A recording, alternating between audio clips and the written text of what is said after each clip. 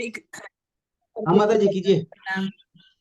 जय राधा माधव जय कुंजरी हारी जय गोपी जन वल्लभ जय गिरिवर धारी जय गिरिवर धारी यशोदानंदन ब्रज जन रंजन यशोदानंदन ब्रज जन रंजन यमुना तीरा बनचारी जय राधा माधव जय कुंजरी हारी हरे कृष्ण कृष्ण कृष्ण हरे हरे हरे राम राम राम हरे हरे हरे कृष्ण कृष्ण कृष्ण हरे हरे हरे राम राम राम हरे हरे हरे कृष्ण कृष्ण कृष्ण हरे हरे हरे राम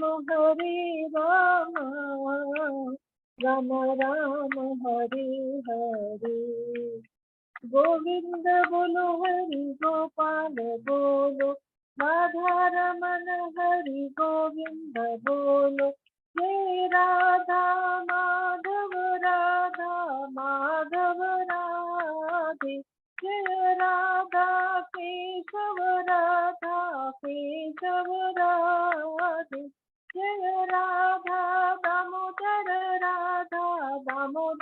राधे जय राधा कुंज बिहारी राधे जय राधा मधुसूदन राधे जय राधा बांके बिहारी राधे जय जगन्नाथ बलदेवा जय सुभद्रा जय गौरानिताई जय गौरानिताई जय गौरानिताई निताई गौर हरि बोल जय जय प्रभुपाद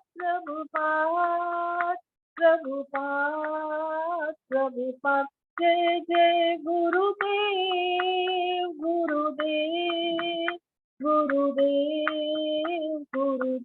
हरि नाम संकीर्तन कीजिए श्री प्रभुपाद की जय हरि बोल।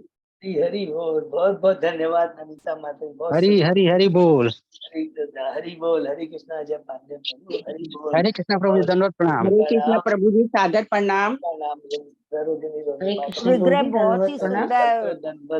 आज विग्रह तो बहुत ही सुंदर प्रभु जी। आज नागपुर के माता जी आए।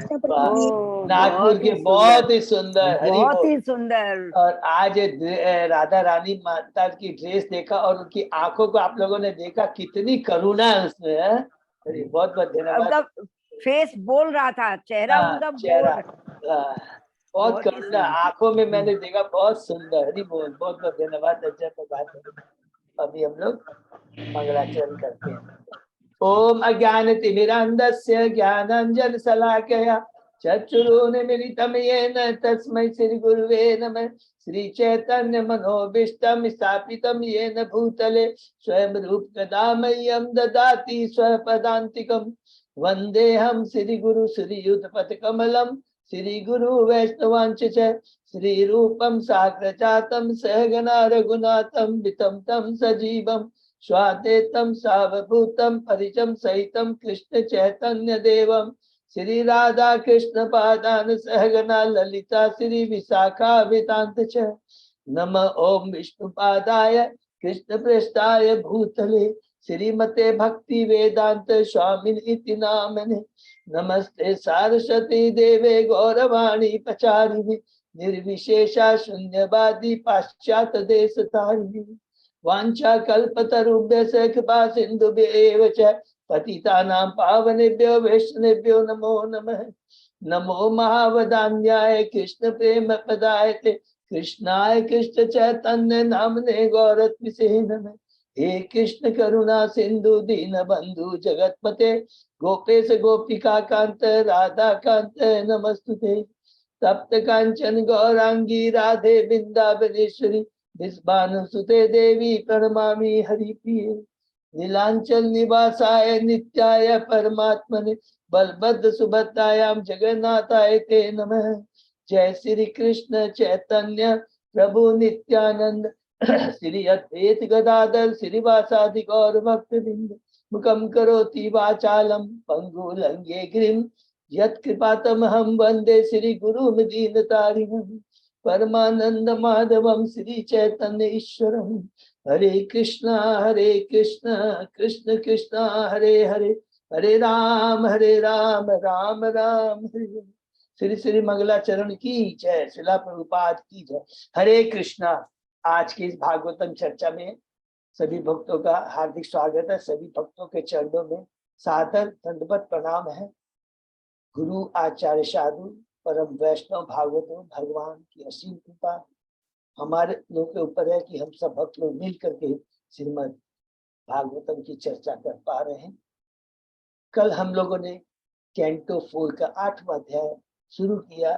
ध्रुव महाराज का गृह त्याग और वन गमन। बहुत सुंदर कथा है, लीला है।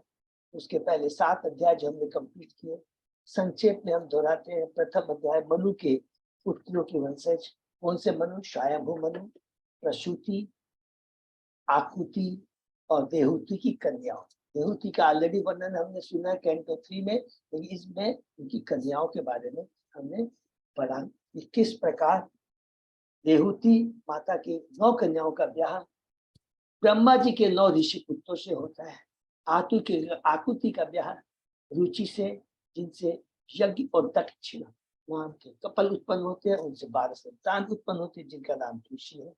और अंतिम जो है तीसरी कन्या प्रसूति का ब्याह दक्ष से होता है। सुंदर कन्याएं हैं उनकी। और लास्ट जो कन्या है सती, जिनका ब्याह शिव से। दूसरे अध्याय में प्रवेश करते हैं। दक्ष द्वारा शिव जी को शाप। किस प्रकार मरीचि, वशिष्ठ और दक्ष ने मिलकर एक महान यज्ञ का किया, जिसमें ब्रह्मा जी भी रहते हैं, शिव जी भी रहते हैं। दक्ष बाद में आते हैं। दक्ष तो जब शिव जो भगवान की आराधना में तपस्या में मग्न थे, वो दक्ष को खड़े होकर उनका स्वागत नहीं कर पाते हैं।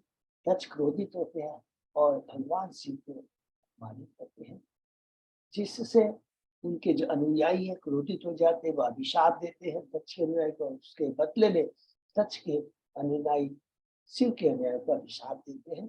शंकर भगवान को अच्छा नहीं लगता है और वो वहां से चले जाते हैं। तीसरे अध्याय में हमने पढ़ा कि किस प्रकार पुनः दक्ष ने, शीर्षक है श्री शिव तथा सती का सम्मान, जिसके अंदर में हमने पढ़ा कि किस प्रकार दक्ष ने बृहस्पति वश नाम का एक यज्ञ आरंभ किया। उसमें उसने सभी लोगों को बुलाया, ब्रह्मांड के सारे प्रजापति, ऋषि, मुनियों, योगी जन सबको बुलाया। लेकिन गर्ववश, ईर्ष्यावश उसने भगवान शिव को और सती को नहीं बुलाया। सती जाना चाहती है, शिव उनको सती कहती है कि मित्र है, संबंधी है, हमारे पिता है, जाना चाहिए। शिव भगवान बहुत अच्छे, इस ईगो के हिसाब से नहीं बोल रहे हैं। भगवान शिव बोलते जहां किसी की चेतना कलुषित होती है, ईर्ष्या का भाव रहता है, हम नहीं जाना चाहिए। इससे हमारी चेतना भी कलुषित हो जाएगी, हमारे मन में गलत विचार आएंगे, जिससे न तो हमारा लाभ है और न जो हमसे ईर्ष्या करता है उसका लाभ। बहुत सुंदर शिक्षा है। सती कहती है कि आपको उस समय मेरे पिता का उठ कर सम्मान करना चाहिए। भगवान शिव बड़ी विनम्रता से कहते हैं, हे सती, तुम्हारी बात सही है, लेकिन मैं उस समय कृष्ण वासुदेव अवस्था में था, भगवान श्री कृष्ण का कृष्ण का मैं चिंतन कर रहा था, आराधना, इसलिए उससे प्रार्थना है तुम मत जाओ। चौथे अध्याय में प्रवेश करते हैं। सती द्वारा शरीर त्याग। सती भगवान शिव के कहने के बावजूद भी जाती है। एक दिव्य संदेश हम बच्चियों को देने के लिए चाहती है। क्या है? दो चीज, भगवान शिव कितने महान है, दूसरा किसी भी वैष्णव के चरण में यदि कोई अपराध होता है तो उसे हमें सहन नहीं करना चाहिए। और दो एकदम शिक्षा है। सती जब देखती है कि उसके पिता जो परम वैष्णव, सॉरी उनके पति जो परम वैष्णव है, उनके लिए यज्ञ में कोई स्थान नहीं रखा गया है, क्रोधित हो जाती है। और अपने को सम्मान मिला कि नहीं है, ठीक है, भौतिक दृष्टि से थोड़ा दुख होता है, लेकिन वो तो परम वैष्णव ही है, उसने अपने मन में नहीं लिया। लेकिन जहां देखा वैष्णव के चरणों में अपराध है, भगवान शिव के लिए यज्ञ का जो भाग नहीं निर्धारित किया गया, तो क्या करती है? पहले तो भगवान शिव के गुणों को ग्लोरीफाई करती है।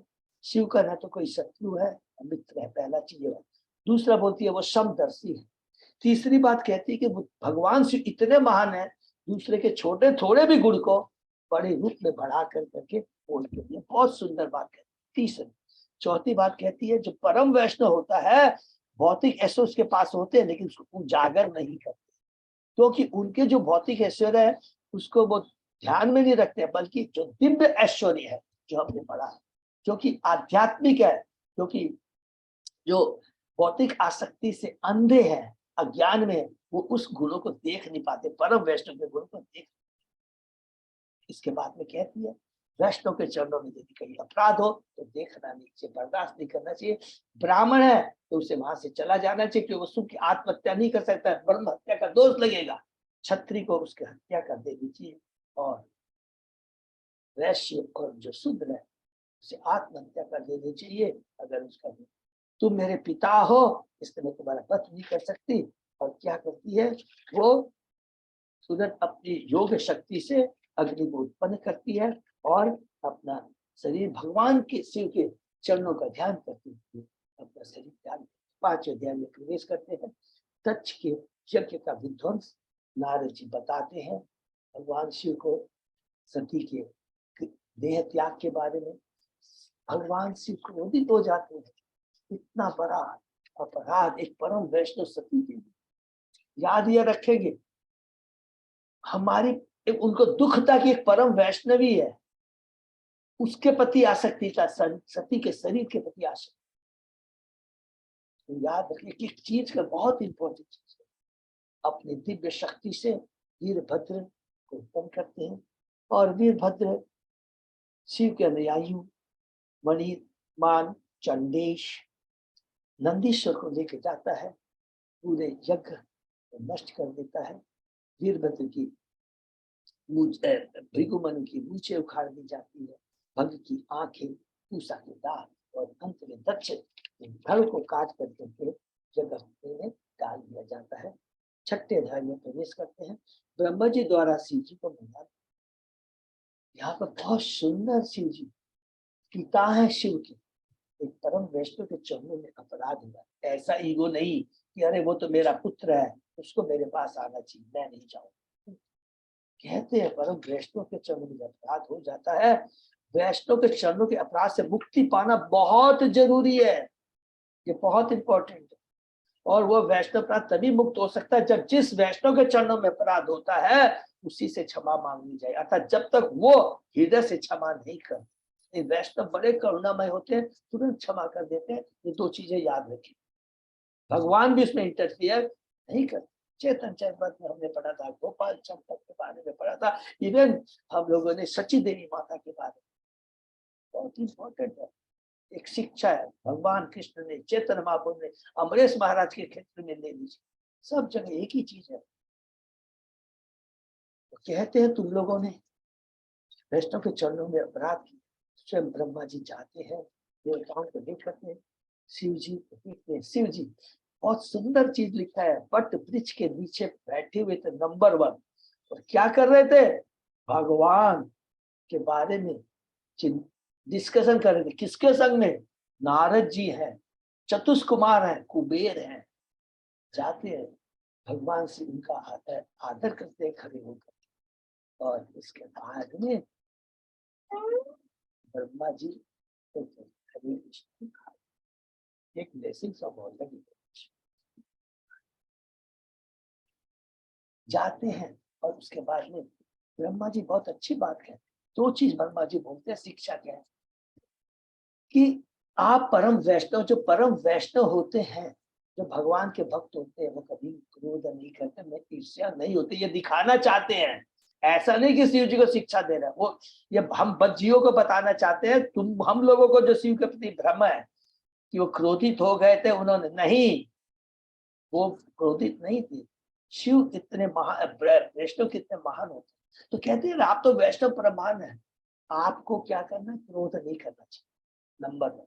दूसरा, दक्ष है, ब्राह्मण है, उसका वध नहीं करना चाहिए। फिर कहते हैं ब्राह्मण के, वैष्णव के गुणों को ग्लोरीफाई करते हैं। क्या करते हैं वो? क्या करते हैं कि जो वैष्णव होता है, जो सिख सभ्य समाज में जो प्रथा रहती है, उसको मेंटेन करते हैं। देखिए दक्ष के माध्यम से यज्ञ हो रहा है, यज्ञ बहुत जरूरी है हम पते जीवों को एक सतोगुणी लेवल पे आने के, नंबर 1। और वैष्णव बड़ा क्षमाशील होता है, वही उसका आभूषण होता है। कृपा करके यज्ञ को संपन्न करिए और तब कहते हैं सबसे बड़ा यज्ञ क्या है? इस 6ठे अध्याय में कहते हैं यह हरिनाम संकीर्तन। उसके बाद में 7वें अध्याय में प्रवेश करते हैं, शीर्षक है तक्ष द्वारा यज्ञ समाप्त। यहाँ भगवान शिव उत्तर देते हैं कि वो क्यों, जो ब्रह्मा जी बुलवाना चाहते हैं शिव जी से, वहां शिव जी बोलते हैं। बड़े परम भक्त है, परम वैष्णव होते हैं ना। हम लोगों ने एक चीज इसमें और नोट करेंगे, जब भी दो परम वैष्णव मिलता है, उनके कार्यों को हम नहीं समझ सकते, क्योंकि हमने पढ़ा है भगवान के भक्त, परम भक्त वैष्णव में एकत्ववाद होता है। इसका मतलब उनकी जो सोच होती है, भगवान की सोच, भगवान के जो आदेश होते हैं, वैष्णव के जो आदेश होते हैं, उनकी इच्छाएं सबकी एक होती है। ये जो परम वैष्णव ही समझ सकता है। इसलिए भगवान शिव कहते हैं बद कि मेरे पिता ब्रह्मा जी क्या बुलवाना चाहते हैं मुझसे, मैं अब कहने जा रहा हूं। तो शिव कहते हैं, हे पिता, हे ब्रह्मा, मैंने उस दक्ष के अपराधों को गंभीरता पूर्वक नहीं लिया, नंबर 1। यानी मेरी चेतना कलुषित नहीं हुई थी। तो क्यों, कैसा किया? एक माता पिता अपने बच्चे को दंड देकर सुधारना चाहते हैं, मैं उसको इस तरह उसको सुधारना चाहता था। बहुत सुंदर बात कहती, इतनी सुंदर बात कहती है। और उसके बाद में शुद्ध भृगु उनको लेके जाता है तक्षशाला में, और कहता है कि जो ब्रह्मा जी ने कहा था कि तुमको भृगु को मूछें प्रदान करनी है, भंग को आंखें, और तुषा का उन्होंने कहा था, चूंकि उसने हंस का, बहुत बड़ी बात कहते हैं परम वैष्णव, वो हंसा था, दांत दिखाए थे। तो कहते हैं तुम्हें सत्तू की बनी हुई रोटी से ही, सत्तू की बनी हुई लोई खा करके संतुष्ट हो जाता है। जाते हैं यज्ञशाला में, दक्ष को धड़ मिलता है। जैसे दक्ष को धड़ मिलता है और भगवान शिव की तरफ श्रद्धा पूर्वक अपनी दृष्टि डालता है, सारी कलुषिता उसकी खत्म हो जाती है, उसकी चेतना शुद्ध हो जाती है। और सबसे पहले वैष्णव को याद करता है। किसको याद? माता सती को याद करता है। ऐसे ऐसे भगवान के ऐश्वर्य हमने पढ़ा था, वो माता ऐसे, इनके बाद इतने ऐश्वर्य, कितना सुंदर हमने धाम पढ़ा था, भगवान शिव के कैलाश धाम, जो कि वैकुंठ धाम के ही सदृश है। प्रभुपाद जी ने ये बड़ी यूज किया था, जिसमें अलकनंदा नदी में सती स्नान करती, उस सती को याद करती। और उसके बाद में बहुत दुख होता है। उसके बाद में दक्ष कहता है कि हे शंकर भगवान, हे शिव, तुमने मुझे दंड देकर कर एक मेरे पर कृपा की, क्योंकि वैष्णव का दंड भी मिलना एक बहुत बड़ी कृपा है। इसको भी हम नोट करते हैं, दंड मिलना भी बहुत बड़ी कृपा है। आप तो एक चरवाहे की तरह है, आप तो पशुपति हैं, तो कशु चेतना वालों की चेतना सबसे बड़ी बात है। आपने जो दंड दिया, इससे मैं नरक में जाने से बच गया, और आप जैसा कहेंगे वैसा ही होगा। तब कर करके उसके बाद में यज्ञ में जाते हैं।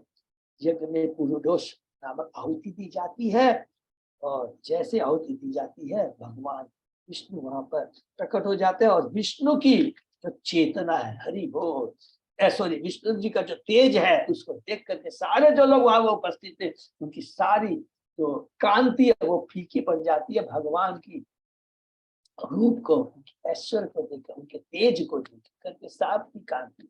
और उसके बाद हमने पढ़ा बहुत लंबी लीला, एक एक हमने प्रार्थना तच्छ की कि आप तो क्या है, नियंता है, भय रहित है, स्वतंत्र है।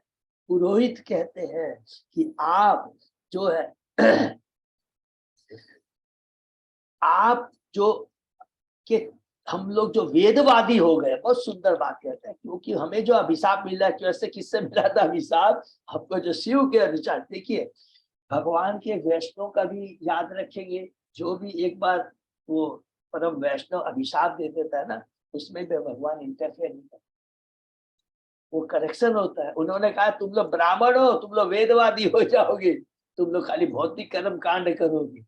तो उसके चलते हम लोग का है स्वर्ग नरक ऐश्वर्य इस नाना प्रकार से काम कर्मों में हम लोग लगे हुए। फिर कहते सभा के सदस्य बहुत कहते हैं हरि बोल, भौतिक जगत में दुखालय है, दुर्ग है ये काल, और यहाँ पर हम लोग केवल से काम कर्म करते रहते हैं और अपने कर्मों में बंद करके जीवन मृत्यु के चक्र में घूमते रहते।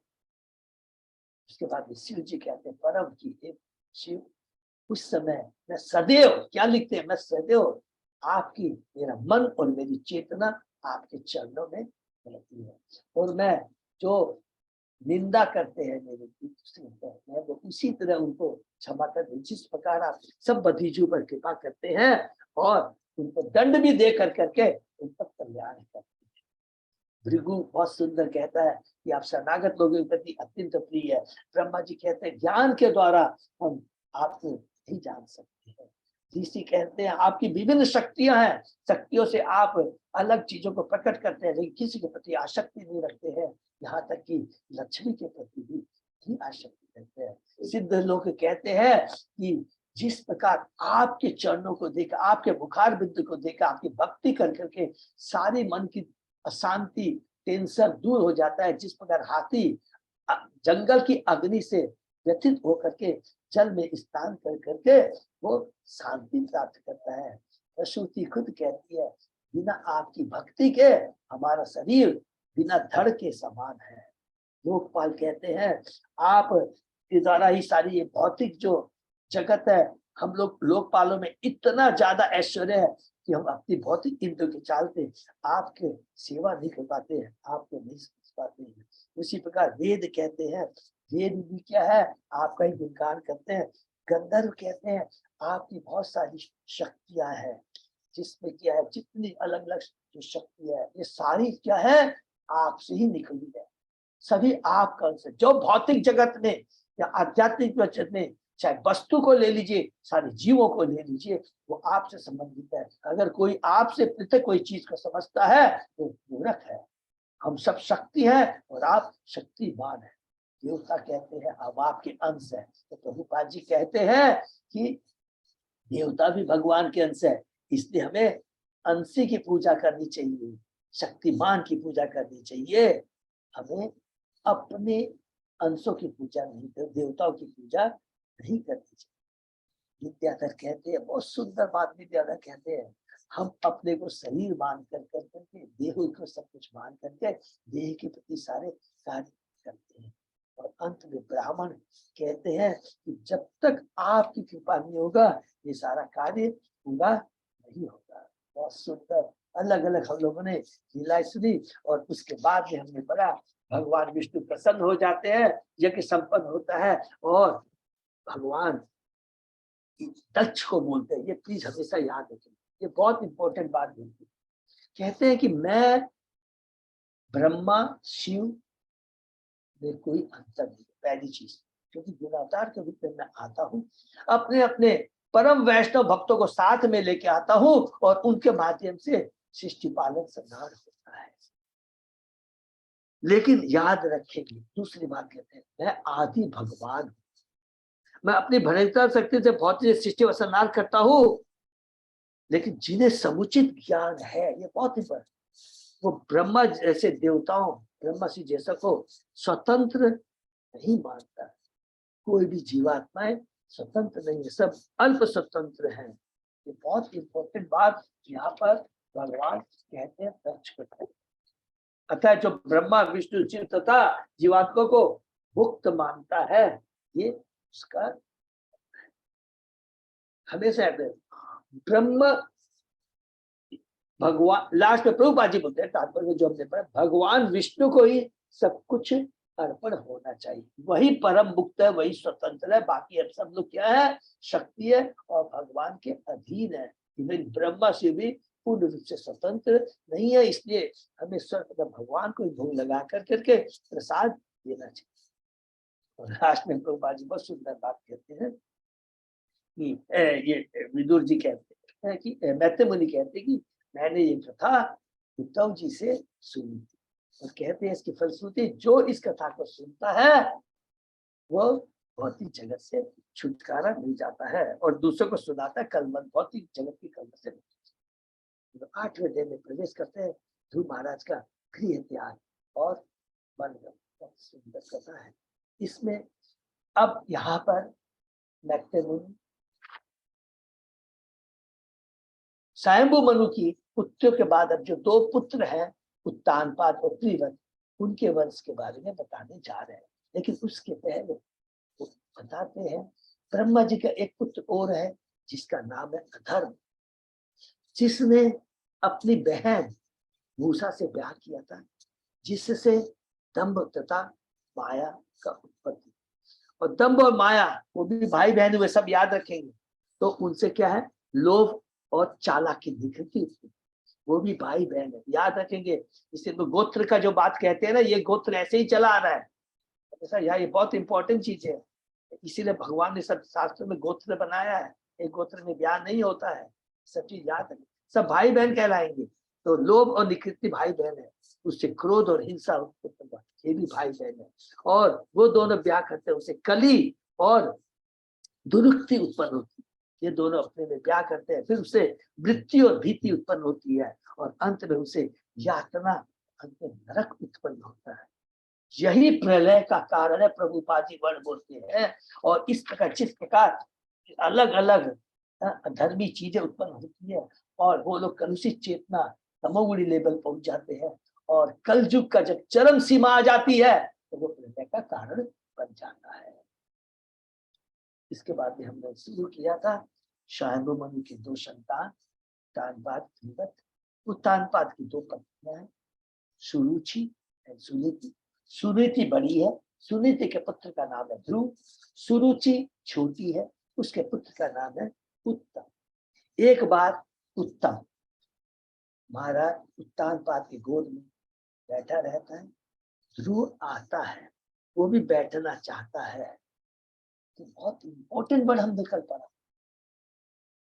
सुरुचि की तो बात छोड़ दीजिए, उत्तानपाद की उस समय चेतना देखिए, वो ध्रुव को वेलकम नहीं करता, प्रशय नहीं देता। प्रशय बड़ा लिखा है, तो कितनी बड़ी बात है। हमने बात, एक राजा है वो, पहला तो पहले भूल जाइए कि वो उसके बेटे, पहला राजा है।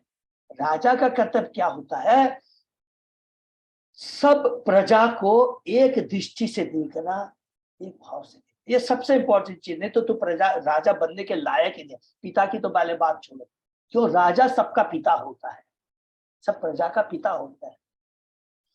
क्यों वो उसने नहीं देता है आश्रय, क्योंकि उसकी आसक्ति रहती है अपनी छोटी पर, डर के मारी, और इसको ज्यादा प्रेफरेंस दूंगा तो ये नाराज हो जाएगा।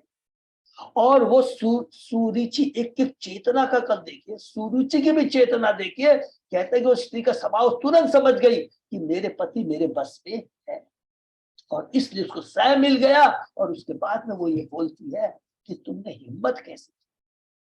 वही एक राजा ऋषि राज होता, ऋषि होता है। आदमी अपना नेचर स्वभाव नहीं खो सकता है। प्रभुपाद जी ने कहा कि इससे नेचर है, लेकिन अगर उस पर कंट्रोल किया जाए, अगर उसको एक गुरु मिल जाए तो उसकी चेतना दब सकती थी, गलत चेतना दब सकती थी। लेकिन उसको सपोर्ट मिल गया उत्तानपाद से और वो बोल उठती है, कहती है क्योंकि तुमने मेरे कोख से जन्म दिया, अतः पिता की गोद में बैठने की योग्य नहीं। तुम्हें सर्वप्रथम श्री भगवान नारायण को प्रसन्न करना होगा, और जब वे तुम्हारी पूजा से प्रसन्न हो जाएंगे तब तुम्हें मेरे गर्भ से अगला जन्म देना होगा। प्रभुपाद जी कहते हैं सुरुचि ध्रुव महाराज से इतनी ईर्ष्यालु थी कि अप्रत्यक्ष रूप से कहती है कि ध्रुव महाराज को पहले मरना होगा तब उसे सुरुचि के गर्भ से दूसरा जन्म देना। देखिए 3 गुणों का प्रभाव ईर्ष्या कितनी, ऐसे नहीं है कि वो नास्तिक थी, भगवान ज्ञान एक अलग ही चीज होता है, लेकिन जब तक उस ज्ञान को अपने जीवन में नहीं उतारते हैं विज्ञान नहीं, तो वो ज्ञान काम नहीं आता है। 3 गुण के प्रभाव उस ज्ञान को आच्छादित कर देते हैं। उसको मालूम है भगवान है, बहुत अच्छी बात भी बोलते तुम्हें पर, लेकिन अपने जीवन में नहीं उतारते, खाली भाषा ही भाषा। इसलिए अपने जीवन में उतारना बहुत जरूरी है, भक्तों का संग बहुत जरूरी है।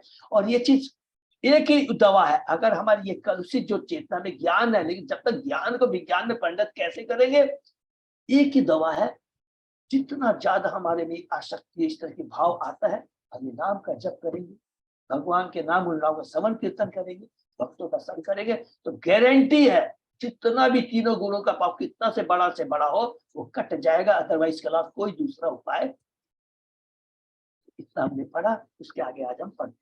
ओम नमो भगवते वासुदेवाय, ओम नमो भगवते वासुदेवाय, ओम नमो भगवते वासुदेवाय। नारायण नमस्कृत्य नरं चैव नरोत्तमं देवी सरस्वती व्यासं ततो जयमुदीरये। नष्टप्रायेषु अभद्रेषु नित्यं भागवत सेवया भगवती उत्तम श्लोके भक्ति भवति नैष्ठिकी। आराध्यो भगवान भजेश तनया ततधाम वृंदावनम रमया काचिदुपासना व्रजवधूवर्गेण्य कल्पिता। श्रीमद्भागवतं प्रमाणम् अमलं प्रेमापुमर्तो महान्।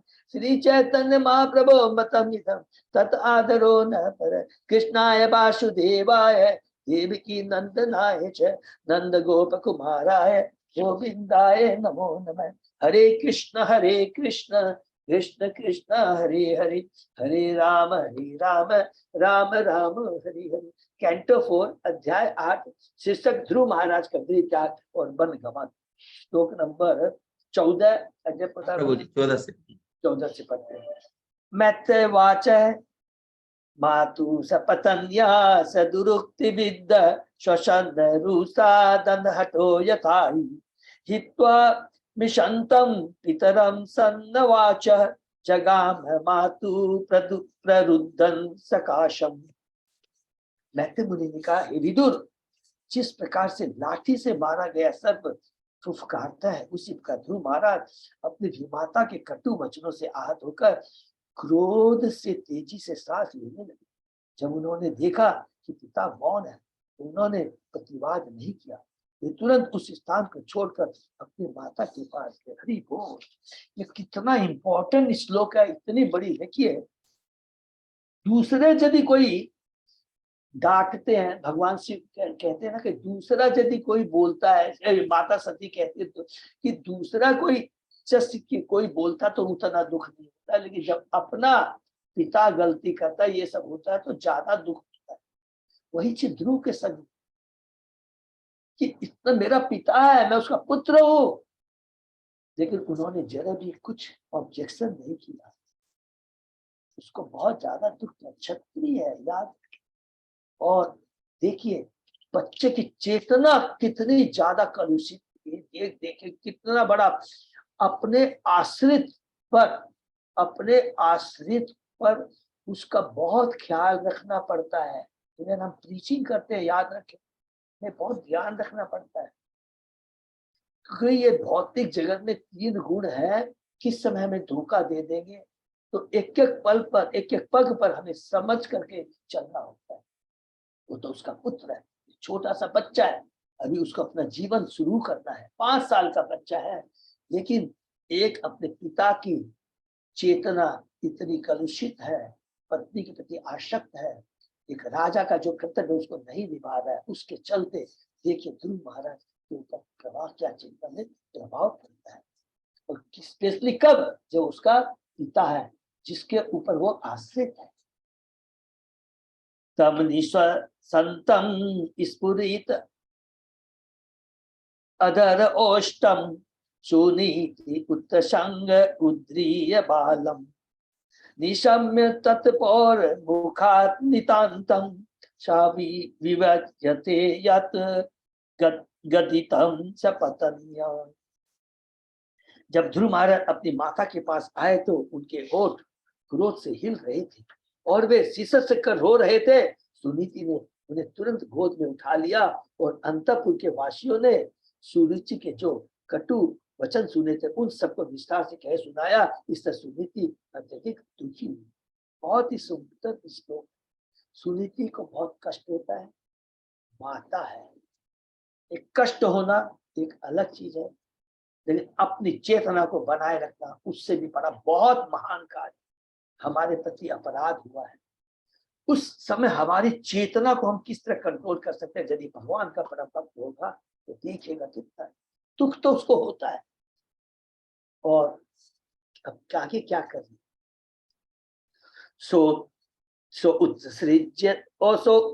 उत्सृज्य धैर्यं विलाप शोक दावाग्निना दावल देव बाला वाक्यम सपतन्या स्मरति सरोज श्रियाधीशा वास्कला मुवाह।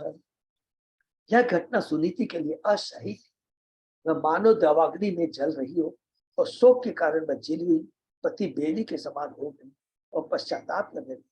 अपनी सौत के सब स्मरण होने से उसका कमल जैसा मुख आंसुओं से भर गया और वह इस प्रकार। जब मनुष्य दुखी होता है तो वह अपने को जंगल की अग्नि से जले पत्ते के समान अनुभव करता है। यद्यपि सुनीति का मुख कमल के समान सुंदर था, किंतु अपनी सौत के कटु वचनों से उत्पन्न अग्नि से वह सूख गया। देखिए अकेले बहुत दुखी होती, लेकिन अब उसकी देखिए भगवान की भक्त उसकी चेतना के बारे में अभी यहाँ पर हमने दीर्घ श्वसंती ब्रिजिदास्य पार पश्यति बालक माह बाला माँ अमंगलम तार परेशु मनसता भुंगते जनो यत पर दुख तथा। वह तेजी से सांस भी ले रही थी और वह इस दुखद स्थिति का कोई इलाज नहीं ढूंढ पा रही। अतः उसने अपने पुत्र से कहा, हे पुत्र, तुम अन्यों की अमंगल की कामना मत करो। ये प्लीज अंडरलाइन कर लें। देखिए मनुष्य है, भौतिक जगत जीव तत्व है, दुख हुआ, कष्ट भी हुआ, लेकिन अपनी चेतना को कलुषित होने नहीं दिया। यही परम वैष्णव का गुण होता है।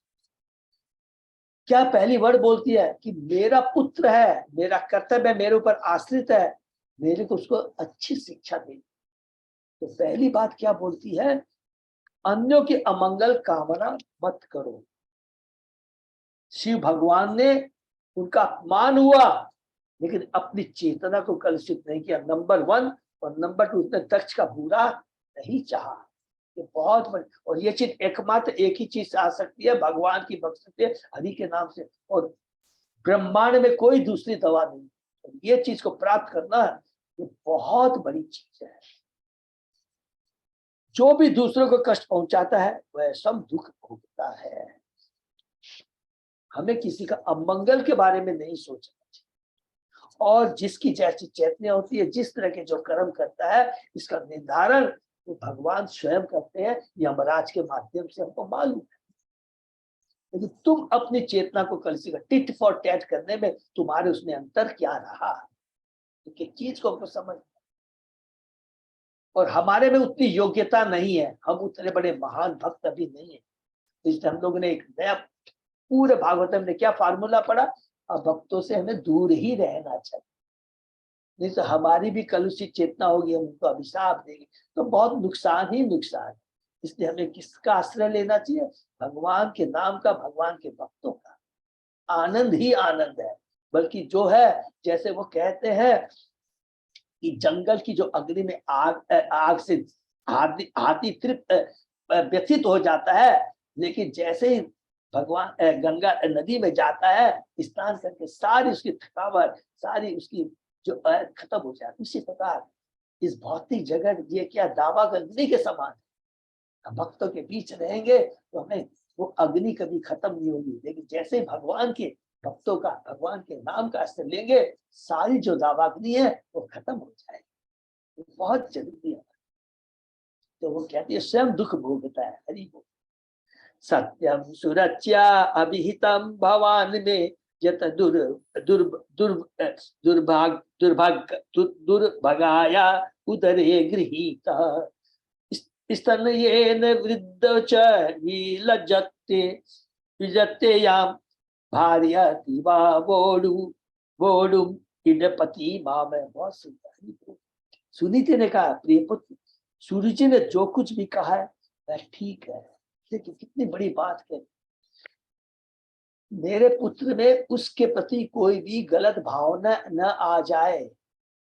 पहली चीज तो ये है।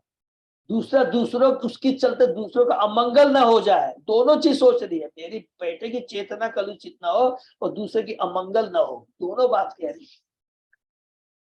वह ठीक है, क्योंकि तुम्हारे पिता मुझको अपनी पत्नी, अपनी दासी तक नहीं मानते, उन्हें मुझको स्वीकार करने में लज्जा आती है। अतः यह सत्य कि तुमने अभागी स्त्री की कोख से जन्म लिया है और उसके स्तनों का दूध पीकर बड़े हुए। कितनी बड़ी बात है कि मैं तेरा कल्याण नहीं कर सकती। क्यों बोलती है? अपने को अभागी कहती है, कल्याण। तो तेरा कल्याण कौन कर सकता है? केवल भगवान ही कर सकता है। एक एक चीज में मैंने बहुत सुंदर से अतिष्ठ ततात विमत्सर त्वम उक्तम समात्रा अपि द्वार अव्यलीकम आराधया अधोक्षरे पाद पद्मम यदि इच्छसे अत्यासनम उत्तम हो यथा। हरि बोल। प्रिय पुत्र तुम्हारी विमाता सुरुचि ने जो कुछ कहा है, यदि भी वह सुनने में कटु है, देखिए सुनने में खराब है, भले ही उसने अपनी कलुषित चेतना से कहा, लेकिन तुम्हारे लिए तो उसने वरदान का काम किया। क्या उसने कहा है? सत्य है। अतः यदि तुम उसी सिंहासन पर बैठना चाहते हो जिसमें तुम्हारा सौतेला भाई उत्तम बैठेगा, तो तुम अपना ईर्ष्या भाव त्याग कर तुरंत अपनी विमाता के आदेशों का पालन करो। क्योंकि उसने भले ही ईर्ष्या के भाव से कहा है, लेकिन तुमको सत्य का उजागर किया। क्या कहा है? तुम्हें बिना किसी विलंब के श्री भगवान के चरण कमलों की पूजा में लग जाना चाहिए। कितनी बड़ी शिक्षा है कि जो भगवान का परम भक्त होता है, दूसरों के अवगुणों को न देख कर करके जो गुण की बात है उसको ग्रहण कर लेता है। तो उसने कहा कि तुमने सुरुचि के अवगुणों को मत देखो पुत्र, उसने जो गुण वाली बात, दिव्य बात कही है, उसको ग्रहण करो। उसने क्या कहा है कि जब तक तुम भगवान की पूजा न करोगे और ये शरीर त्याग कर मेरे कोख से जन्म नहीं लोगे, तब तक तुम तान पात की गोद में नहीं बैठ सकते। कितनी बड़ी बात, भगवान की बात उसने बताई है। तो ये उसने तुम्हारे ऊपर बहुत बड़ा उपकार किया है। सुरुचि ने अपने सौतेले पुत्र के प्रति जो कटु वचन कहे थे वे सत्य थे, क्योंकि जब तक किसी पर से भगवान की कृपा नहीं होती तब तक उसे जीवन कोई सफलता नहीं मिल पाती। आपन सोची होई नहीं, प्रभु सोची तत्काल। हरि बोल। ध्रुव की माता सुनीति अपनी सौत के इस उपदेश से एक मत थी कि ध्रुव श्री भगवान की पूजा में अपने को प्रवृत्त करे। परोक्षतः सुरुचि के साथ ध्रुव महाराज के लिए वरदान सिद्ध हुए, क्योंकि अपने विमाता के वचनों से प्रभावित होकर ही महान भक्त बने। हरि बोल। इतनी बड़ी बात कहती है। तो ये बहुत इंपॉर्टेंट शिक्षा है यहाँ पर है कि जो किसके लिए यह महत्व बताया गया है, सुनीति का याद रखेंगे। सुरुचि ने कहा, ईर्ष्या के भाव से कहा। हो सकता है ध्रुव महाराज भगवान की भक्ति नहीं करते, लेकिन एक परम वैष्णव ने जो बड़ी ईर्ष्यालु है, भौतिकवादी है, उसके जो वचन है उसमें से जो अच्छाई थी उसको ले लिया और उस अच्छाई को लेकर अपने पुत्र को दिया। और चूंकि सुनीति भगवान की परम भक्त है, अगर हम परम वैष्णव के मुख से सुनेंगे तो तुरंत हमारे जीवन में हम उसको आचरण में लेके आ पाएंगे। ये सबसे बड़ी दिव्य शिक्षा हमेशा वैष्णव से सुनना चाहिए। यही भगवान की बात अगर आप जो वैष्णव नहीं है उनके मुंह से सुनेंगे, जो प्रोफेशनल है, जो ईर्ष्यालु है खुद है, जो अपने आचरण में नहीं लाते, नोट करके रख लीजिए, वो हम अपने जीवन में नहीं उतारते। ये सुनीति ने बताया कि भगवान ही परम है और ध्रुव को उसने अपने जीवन में उतारा, क्योंकि उसने ये बात रिपीटेड किसने की, उसकी माता जो परम वैष्णव उसके मुखारबिंद से सुनी। ये बहुत इंपॉर्टेंट है। यस्य अंघ्रि पद्म परिचर्य विश्व विभावनाय आत्मगुण अभिपते अभिपते अभिपते अजो अधिष्टम खलु पारमेष्ठ्यम पद्मजितात्म श्वसन अभिवंद्यम।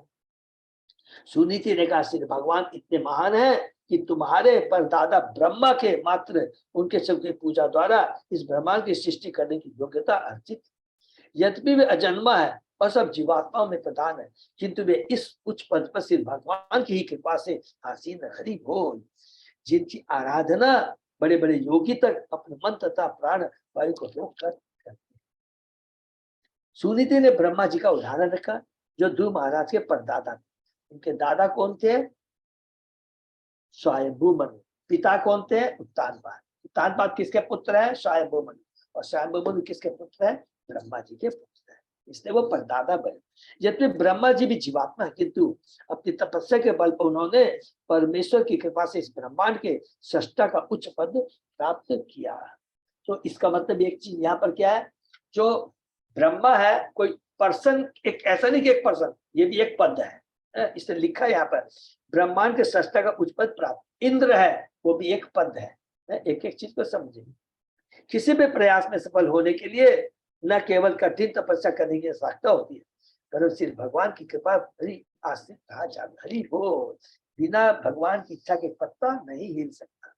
इसका संकेत ध्रुव महाराज को उनकी माता ने दिया था और अब उसकी पुष्टि उसकी माता सुनीति द्वारा की जा रही। माता सुरुचि ने कहा था, लेकिन पुष्टि एक परम वैष्णव सुनीति ने किया है और ध्रुव उसको अपने आचरण में लाते हैं, वो सुनते हैं।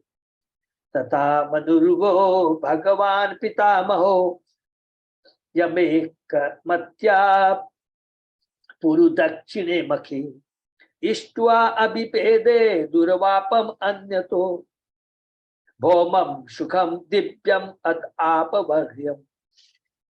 सुनीति ने अपने पुत्र को बताया, तुम्हारे बाबा स्वयंभू मनु ने दक्षिणा देकर के बड़े बड़े यज्ञ किए और एक निश्रद्धा भक्ति से उन्होंने पूजा द्वारा भगवान को प्रसन्न किया। इस पर उन्होंने भौतिक सुख तथा बाद में मुक्ति प्राप्त की, जिसे देवताओं को पूछ कर प्राप्त कर पाना संभव है। ये देखिए, एक एक चीज को हम सब याद रखेंगे। स्वयंभू मनु के बारे में हमने पढ़ा था, उनके राज्य के बारे में पढ़ा था कि वहां पर सब लोग भक्त थे, किस प्रकार भक्ति का प्रचार करते थे। कब पढ़ा था हम लोगों ने? जब भगवान कर्दम मुनि की तपस्या को तो 21वें अध्याय में सफल हो गए थे, तुष्ट हो गए थे, तब कर्दम मुनि आते हैं और कर्दम मुनि कहते हैं स्वयंभू मनु खुद ही आएंगे अपनी पुत्री को लेकर के। वो आते हैं, उसके बाद में कर्दम मुनि को अपनी पुत्री को सौंप कर जब वो वापस जाते हैं तो बताते हैं, हमने पढ़ा था कि स्वयंभू मनु का राज्य में कितना धार्मिकता थी। सब लोग भगवान की भक्ति करते थे, सबको भगवान की भक्ति से स्वयंभू मनु जोड़ रखे थे। जीवन की सफलता की माप इस जन्म में भौतिक सुख तथा अगले जन्म में मोक्ष प्राप्ति के द्वारा की जाती है। ऐसी सफलता से भगवान की कृपा से ही संभव है। यहाँ पर प्रयुक्त एक मध्य अर्थ है अविचलित भाव से भगवान में मन केंद्रित करना। श्री भगवान की ऐसी अविचल पूजा भगवत गीता में अन्य भाग के रूप में अभिव्यक्त है, जो किसी अन्य स्रोत से अप्राप्त है। यह भी यहाँ कहा गया है। यहाँ पर अन्य स्रोत, अन्यता का आश्रय देवताओं की पूजा। हरि बोल। यहाँ पर यह भी विशेष उल्लेख है कि मनु का वैभव देवताओं की दिव्य सेवा में उनकी अविचल श्रद्धा के कारण था। जो भौतिक सुख की प्राप्ति के लिए अन्य देवता की पूजा में अपने मन को इधर में ले जाता है वह बुद्धिहीन समझा जाता है। देवताओं की पूजा, सब देवताओं ने कहा हे भगवान हम आपके अंश हैं, तो प्रभुपाद जी कहते हैं अरे भाई तुमको अंश की नहीं अंशी की सेवा करनी चाहिए। यदि किसी को भौतिक सुख चाहिए तो अविचल भाव से परमेश्वर की पूजा कर सकता है। गीता कैंटो के 2 अध्याय के 30 अध्याय में पढ़े काम अकाम रहता है। बहुत सुंदर श्लोक सब याद रखेंगे कि अगर हमारी भौतिक भी इच्छा हो या आध्यात्मिक इच्छा हो तो हम तो किसके पास जाना चाहिए? भगवान के पास जाना चाहिए। और जो मुक्ति कामी है वह भी उनकी पूजा करके अपना जीवन लक्ष्य प्राप्त कर सकता है। हरि बोल। अगर सकाम कर्म की इच्छा है, भौतिक सुख पाने की इच्छा है, या हमें मुक्ति पाना, माने ज्ञानी जो मुक्ति पाते हैं, जो भी इच्छा है, किसके पास जाना चाहिए? भगवान के पास ही जाना चाहिए। तो बोलेंगे क्यों देवता के पास क्यों नहीं जाएंगे? हमें को टीचिंग में काम आए। भगवान पिता है, देवता व्यापारी है। एक एक चीज में भगवान कुछ देने के पहले सोच समझ के देते हैं कि क्या देना चाहिए। और व्यापारी तो गर्व में आ जाते हैं कि मेरी पूजा की है, बिना सोचे वरदान दे देते हैं। चाहे ब्रह्मा जी को ले लीजिए या शिव को ले लीजिए। ब्रह्मा जी ने हिरण्यकशिपु को दे दिया था, शिव ने किसको दिया? भौमासुर, जो उनके ही सर पे हाथ रखता, उन्हीं को भस्म करना चाहता है। लेकिन भगवान सोच समझ के, गुस्से में हम जाते हैं मेरे को ये चाहिए। माता के पास जाता है ना बच्चा गुस्सा कर, मैं नहीं चाहता हूं इसके पास ऐसे है, मेरे को ये चाहिए। माता बड़ी प्रेम से सुनती है, फटक करके दे नहीं देती, उसको समझाती है, देख बेटा वो तो गलत चीज है, तू क्या करेगा? अच्छा मैं तेरे को उससे अच्छी चीज देती हूँ। अरे बेटा ये भौतिक चीज लेके क्या करेगा? भगवान कहते हैं देखो मैं तेरे को इससे अच्छी चीज दे। तो ऐसा नहीं भगवान नकार देते हैं, देते हैं, उतना ही देते हैं जिससे उसका जो असली जो लक्ष्य है वो डिस्टर्ब नहीं हो जाए। इसीलिए भगवान के पास हम जाएंगे तो भौतिक चीजें तो ऐसे ही मिल जाएगी। भगवान शिव के पास में तो ऐसे ही भौतिक ऐश्वर्य बहुत है, कर्दम मुनि के पास ऐसे ही भौतिक ऐश्वर्य है, लेकिन उनके प्रति आसक्ति नहीं है, ये याद रखें। तो इसीलिए हमेशा हमें भगवान के पास जाना चाहिए। भगवान उतना ही देते हैं और वही चीज देते हैं जो हमारी भक्ति को डिस्टर्ब न करे। तो भगवान वास्तव में क्या चीज देते हैं? भक्ति देते हैं। भौतिक चीजें उतनी ही देती है जितनी हमारे को भक्ति करने के लिए आवश्यक है।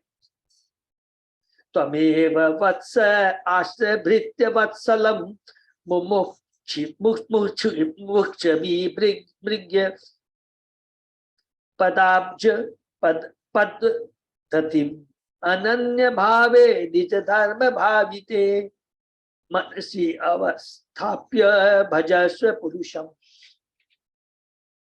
मेरे पुत्र तुम्हें भी श्री भगवान की संज्ञान करनी चाहिए, क्योंकि वे अपने भक्तों पर अत्यंत कृपा दयालु है। जन्म मरण के चक्र से उद्धार चाहने वाले व्यक्ति भगवान के जब उनकी शरण में जाते हैं, अपना निर्दिष्ट कार्य करके पवित्र होकर तुम अपने हृदय में श्री भगवान को स्थिर करो और एक पल भी चलाए बिना उनकी सेवा में व्यस्त। देखिए कितनी बड़ी महान भक्त है।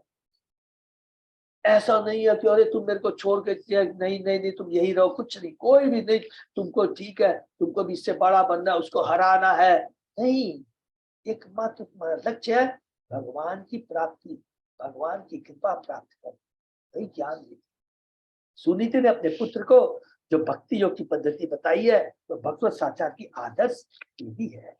प्रत्येक व्यक्ति अपना स्वाभाविक पर कार्य करता हुआ, देखिए इसको अंडरलाइन कर लेंगे, कहीं भी यहाँ पर प्रभुपाद जी ने पूरे कहीं भी नहीं लिखा है कि तुम ये चीज छोड़ दो, ये चीज छोड़ दो। एक ही चीज, अपने कार्य को, ब्राह्मण को अपना कार्य करना चाहिए, क्षत्रिय को अपना कार्य करना चाहिए, शूद्र को अपना कार्य करता है, वैश्य को अपने कार्य करता है, करते हुए अपने भीतर कार्य को करता हुआ उसी के साथ ही अपने हृदय में श्री भगवान को बसाए रह सकता है। हरि बोल।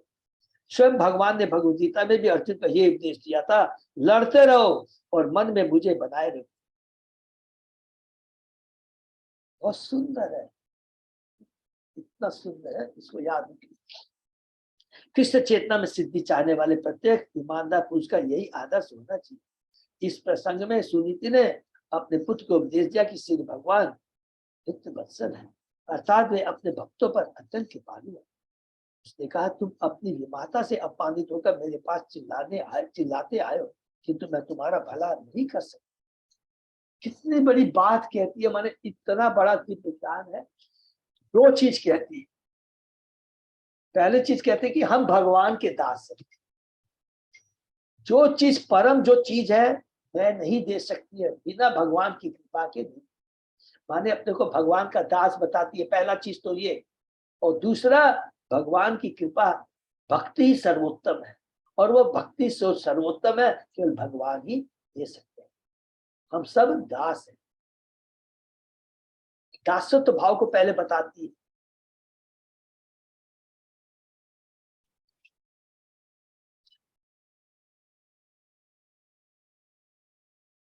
श्री कृष्ण अपने भक्तों पर इतने दयालु हैं, यदि तुम उनके पास जाओगे तो उनकी वत्सलता तथा उनके मृदु व्यवहार मुझ जैसी लाख लाख माताओं से भी बढ़कर होंगे।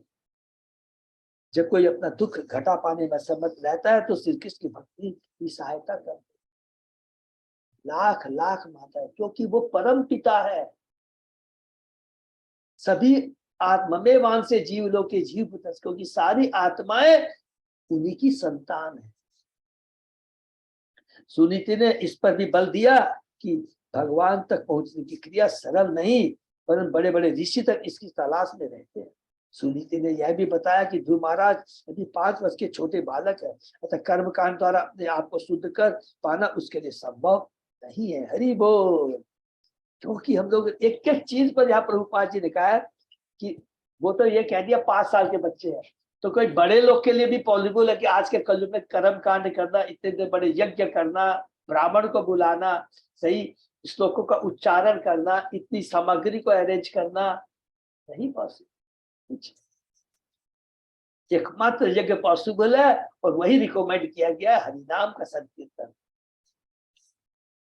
किंतु भक्तियों की विधि से 5 वर्ष के भी कम आयु का बालक या किसी भी उम्र का व्यक्ति शुद्ध हो सकता है। इसको भी अंडरलाइन कर लेंगे। भक्ति के लिए कोई भी योग्यता उम्र के हिसाब से,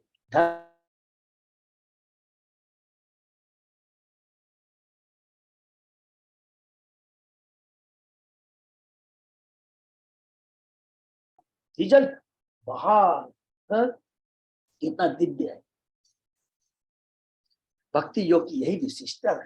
अतः उन्हें देवताओं की या अन्य किसी विधि की पूजा करने की सलाह नहीं दी, उन्हें केवल सिर्फ भगवान की समझाने को कहा, उससे सिद्धि प्राप्त हो सके।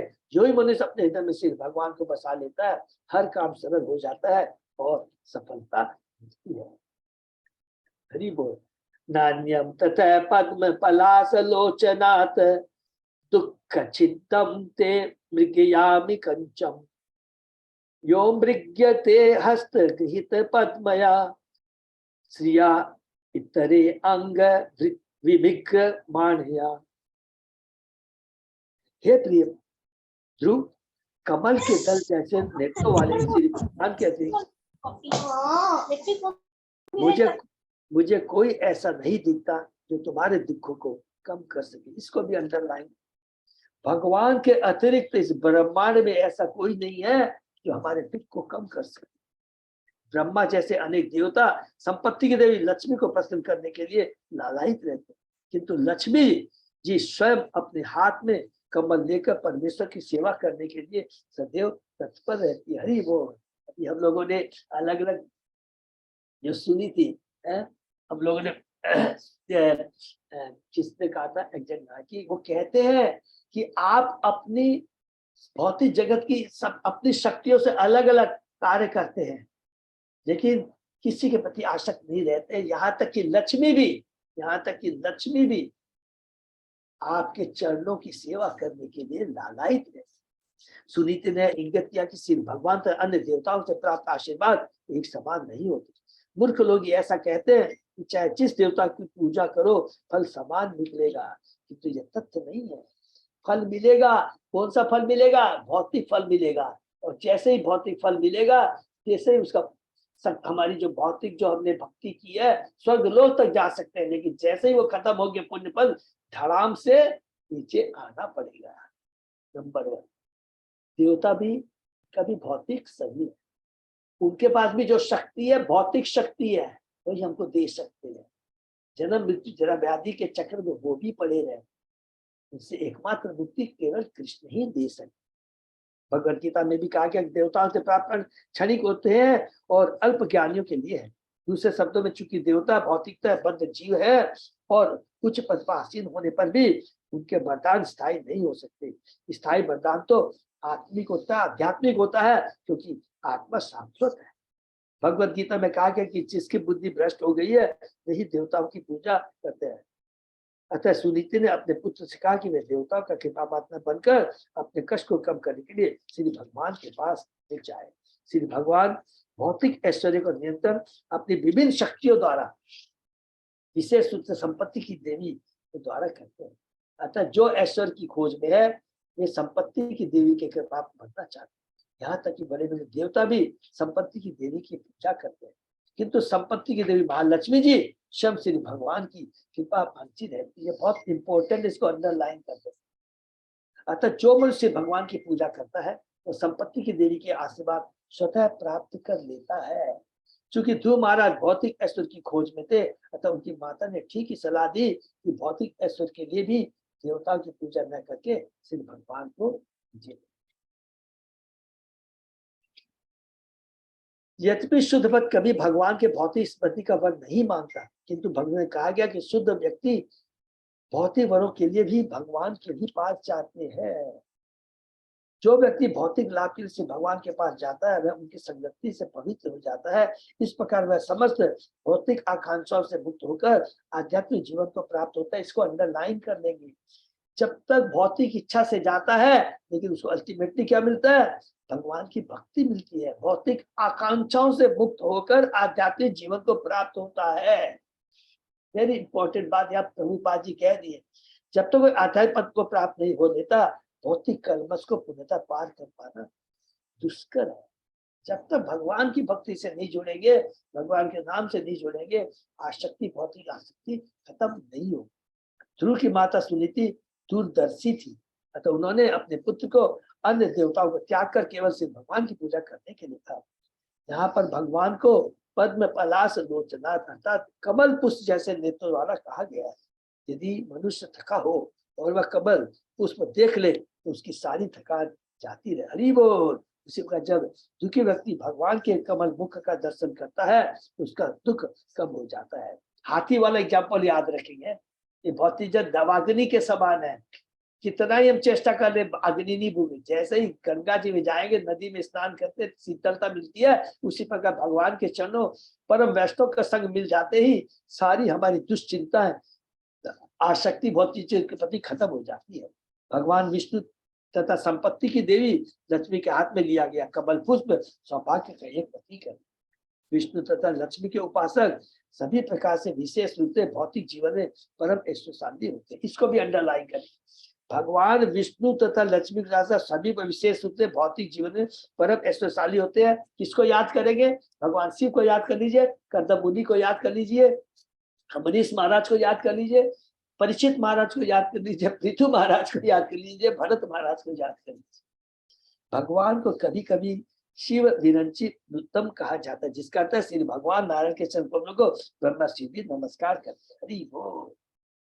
तो यहाँ पर कितना सुंदर, यहाँ पर सूर्य जी ने और प्रभुपाद जी ने अपने तात्पर्य के माध्यम से हमें कितना दिव्य ज्ञान दिया है। पहला क्या हम लोग ने आज पढ़ा? परम वैष्णव का संग करना चाहिए। उसके संग करने से क्या है, हमारी जो कलुषित चेतना है वो हमें सही पथ दिखाएंगे, हमें उकसाएंगे नहीं। नंबर 1। नंबर 2, परम वैष्णव के मुख से ही सुनना चाहिए, वही हमारे जीवन में चेतना में परिवर्तन ला सकता है। अगर आप प्रोफेशनल लोग से सुनेंगे, सोचते बहुत सुंदर गला है, बहुत सुंदर गाता है, आंख से आंसू निकल रहे उनको सुनने से, कृपा करके याद रखें, दूर रहना उनसे। जीवन में चेतना में परिवर्तन नहीं आएगा। सुरुचि भी तो भगवान के बारे में जानते, लेकिन ध्रुव महाराज किसकी सुनते हैं? परम वैष्णव माता। नंबर 2। तीसरा पूरा इसके अंदर में सुरुचि कहती है कि किसी भी के प्रति गलत नहीं सोचना चाहिए। हम तो इससे क्या होगा, हमारी चेतना कलुषित, अर्थात भक्तों से नहीं मिलना चाहिए। सिंपल चीज है। हम इतने परम वैष्णव, इतने महान नहीं हो गए कि हमारी चेतना में गुस्सा नहीं आएगा। सबसे अच्छा चीज है कि भक्तों का संग नहीं करना, इससे बढ़िया फार्मूला नहीं। 3। चौथा, सुरुचि प्रभुपाद जी के माध्यम बताती है, अगर जो कुछ भी चाहिए तेरी इच्छा है, देखिए कितनी बड़ी महान है, वो ये भी तो बोल सकती तुम देवताओं के पास में जाओ, तुमको ये धन मिल जाएगा, लक्ष्मी की। नहीं, परम वैष्णव है, किसके पास भेजती है? भगवान के पास। इसलिए हमको जो भी हमारी भौतिक इच्छा है, ऐसा नहीं हमारे में भौतिक इच्छाएं नहीं, एकदम हमको प्रैक्टिकल होना है। नहीं, केवल चिपके रहना है भगवान के नाम से, भगवान के भक्तों के साथ, तो अपने आप हमको जो चीज की दरकार है वो स्वतः ही मिल जाएगी, पूरा बैलेंस्ड लाइफ हो जाएगा।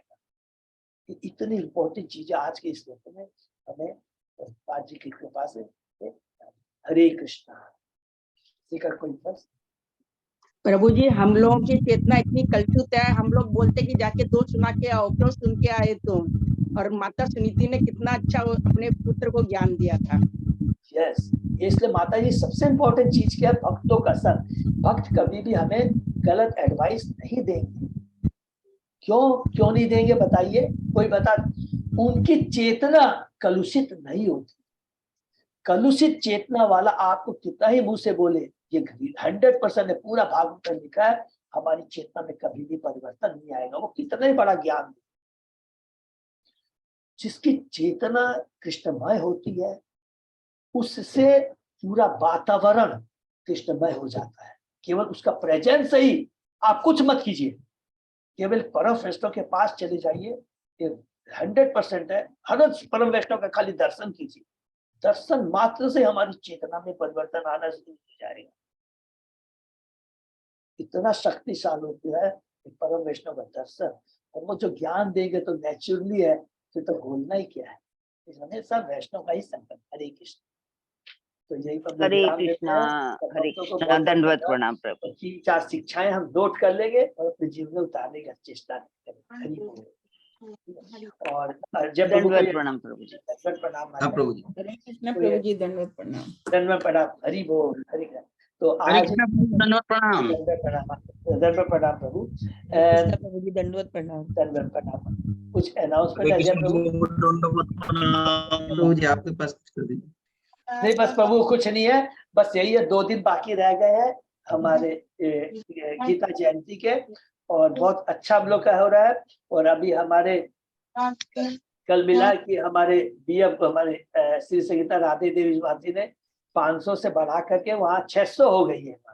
हरि बोल। Very good. हरि तो बोल। सब लोगों ने बहुत दिया है, सब माता ने किया है, सब लोगों ने उनमें कंट्रीब्यूट किया। माता जी ने बहुत प्रोत्साहित करी है, और हमारी संतोष माता जी ने भी मुझे बताया कि हम भी हमारे नेचुरल सिटी से करेंगे। बहुत सबकी बहुत इच्छा, मेरे को बड़ा अच्छा लगता है संतोष माता जी। प्रभु हमारे भी नेचुरल सिटी से हो रहा है, आप नोट कर लीजिए। तो इस तरह सब लोग कर रहे हैं, DL77 से भी हो रहा है, सब जगह से हो रहा है। हमें प्रयत्न करना है, एक मेरी रिक्वेस्ट। दूसरा है अपनी क्षमता के अनुसार करना है। देखिए क्रिकेट की टीम में 11 होते हैं, कोई कम रन बनाता, कोई ज्यादा बनाता, लेकिन अवार्ड तो सबको मिलता है एक ही साथ। हरि बोल।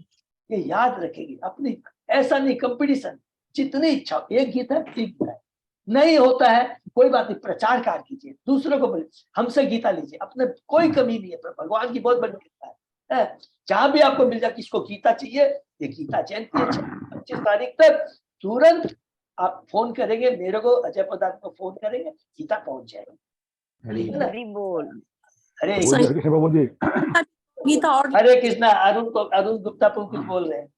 हरे कृष्ण प्रभु जी। मैं बीच में आपसे बात करना भी भूल गया आपसे मैं। हम प्रभु जी, वो मेरा तो हर साल कह रहा था, तो प्रभु जी इस साल भी जो है ना 50 गीता कंट्रीब्यूट करने का है। हरी बोल। प्रभु ने पिछली बार 50,000 रुपए दिए थे, पूरा बोले तो प्रभु आपको जो करना आप कर लीजिए, तुरंत एक दिन में। तो प्रभु जी 50 गीता के लिए मेरे को कितने अमाउंट मुझे भेजना होगा मेरे को आपको? प्रभु 250 रुपया करके है, 12,500। ठीक है प्रभु जी। तो फिर प्रभु जी फिर मैं कहाँ भेजना है प्रभु जी, उसको कहाँ भेजना है अमाउंट को? प्रभु आप जैसे भी आपको इच्छा हो ना, आप जैसे भी बोलेंगे तो आप कर देंगे। आप जैसे भी इच्छा क्या है। तो प्रभु जी फिर आप जो है ना मेरा 50 का आप जो है लिख, ठीक है आपको। हरी बोल। ठीक है बोल। और फिर मैं जो है आपको, मैं आपसे बात करके मैं पैसे दे देगा में आपको। हरी बोल। हरी बोल। अरुण गुप्ता प्रभु की जय। अरे प्रभु जी, प्रभु जी ये प्रभु जी अच्छा है। आपसे लिंक, प्रभु जी आपसे लिंक है तो थोड़ा हमारे नहीं पाप प्रभु, जो है ना कम मैं आपको बता होते दूं, रहते हैं हमारे। वो हम लोग प्रोत्साहित होते हैं, एक दूसरे से आपस में बांटते हैं, प्रोत्साहन मिलता है, बहुत अच्छा लगता है प्रभु।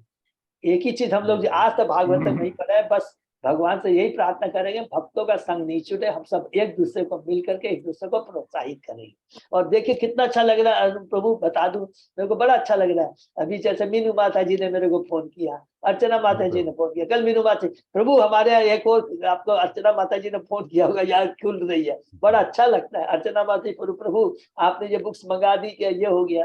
तो सब लोग प्रभु बहुत इच्छा है, बहुत इच्छुक है कि ज्यादा से ज्यादा भक्ति बीज खुले, भक्ति का प्रचार हो। तो यही बस प्रभु जी मुझे तो ये लगता है मेरे को तो कि आप लोगों के साथ में हम लिंक हैं, तो जितने पाप डेली होते हैं ना थोड़ा थोड़ा कम हो जाते हैं हमारे पर ना। ये सब और तो कुछ नहीं। हरि बोल। ये प्रभु सबके, ये सबके लिए हम यहाँ जितने बैठे हैं प्रभु, देखिए हम लोग पढ़ रहे हैं, लेकिन हम अपने जीवन में सत्यता को हम लोग पढ़ रहे हैं, डिस्कस कर रहे हैं, और एक दूसरे पर कृपा करेंगे कि हम इसको अपने जीवन में उतार सके। और इसका एकमात्र उपाय, एक ही उपाय है, एक ही दवा है, हरिनाम का जप, श्रवण कीर्तन और भक्तों का संग। तो ये हम लोग को ये भक्तों का संग मिला है ना, ये भगवान की बहुत बड़ी कृपा है। बस यही बनी रहे, सब एक दूसरे के लिए प्रार्थना। हरे कृष्ण। और परसों सब लोग प्लीज जितने लोग आ सकते हैं जरूर बताएंगे। अगर इफ पॉसिबल हो, आधा मिनट और लूंगा, तो कल मेरे को अगर काउंट मिल जाएंगे तो कम से कम वहां पर मैं बता दूं, तो प्रसादक उसी हिसाब से व्यवस्था हो, ठीक है ना। परसों प्रसाद प्रभु जी 7:30 टू टाइमिंग 7:30 से है ना, 7 बजे से 11 बजे तक है। और ऐसा मत सोचिए क्या कह रहे मेरे को 7 को, देखिए हर ऑफिस के, अरे 7 बजे तक नहीं पहुंच पाए तो मैं नहीं जाऊंगी, नहीं 8 बजे भी पहुंच जाइए, क्योंकि मैंने बोल दिया भैया 8:30 बजे तक कूपन अलाउ रखना। तो 8:30 बजे तक जो भी आ रहे थोड़ा ग्रुप कर देंगे अपने, तो क्या हम लोग कूपन रख लेंगे, कूपन रख लेंगे, तो 8:30 बजे तक कूपन मिलेंगे, कोई बात नहीं है, कम बेसी समय में आ सकते हैं। तो आएंगे तो हम लोग को भक्तों का संग मिलेगा और हमें महाराज की कथा सुनने के लिए। हरे कृष्ण। तो आज समय थोड़ा ज्यादा हो गया, क्षमा चाहता हूँ। तो विराम। भक्तों का बहुत बहुत धन्यवाद। तो आज विराम करते हैं, फिर कल सुबह 7 बजे। हरे कृष्णा प्रभु, दंडवत प्रणाम। दंडवत प्रणाम। हरि बोल।